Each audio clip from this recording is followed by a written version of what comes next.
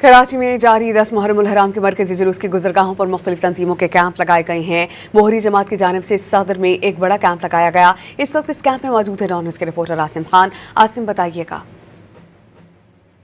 10 मुहर्रम उल हराम के मरकजी जुलूस के लिए जहाँ पर मुख्तलिफ तंजीमों की जानिब से हमने देखा है कि जगह जगह सबीलें लगाई गई हैं, लंगर तकसीम किया जा रहा है। वहीं बोहरी जमात की जानिब से भी एक बड़ा कैंप लगाया गया है सदर में, जहाँ पर आप देख सकते हैं कि इस वक्त ना सिर्फ पानी और शरबत की सबील है बल्कि यहाँ पर मेडिकल कैंप भी कायम किया गया है। आपको मैं दिखाता चलूँ कि ये देख सकते हैं अज़ादारान के लिए कि अगर कोई जंजीर जनी में जख्मी होता है या गर्मी से किसी की हालत ख़राब होती है तो उसके लिए यहाँ पर एक बड़ा जो है मरकजी कैंप लगाया गया है, जहाँ पर तमाम तिब्बी आलात और अद्वियात जो है यहाँ पर मौजूद है। जबकि देख सकते हैं कम्युनिटी की बड़ी तादाद भी यहाँ पे मौजूद है, उनके वॉलंटियर्स भी मौजूद हैं। इस वक्त CPLC चीफ जुबैर साहब ने भी यहाँ का दौरा किया है, तो उनसे भी पूछेंगे कि क्या सूरत हाल है मजमूई तौर पर जो है इस वक्त जुलूस की और क्या कहना है। जी जुबैर साहब, बताइएगा कि कैसे चल रहे हैं इंतजाम और पूरी कम्युनिटी कैंप के बारे में क्या कहना है। मैंने जुलूस को ज्वाइन किया था नुमाइश पे,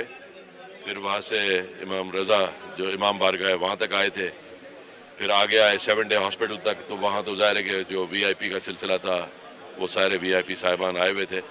तो मैं ऑब्ज़र्व कर रहा था, पैदल चल रहा था, गाड़ी थी, लेकिन मैंने कहा कि अगर जुलूस में आए तो फिर पैदल चलना चाहिए। और जब भी मालूम होता है कि इंतज़ामात कितने अच्छे हैं।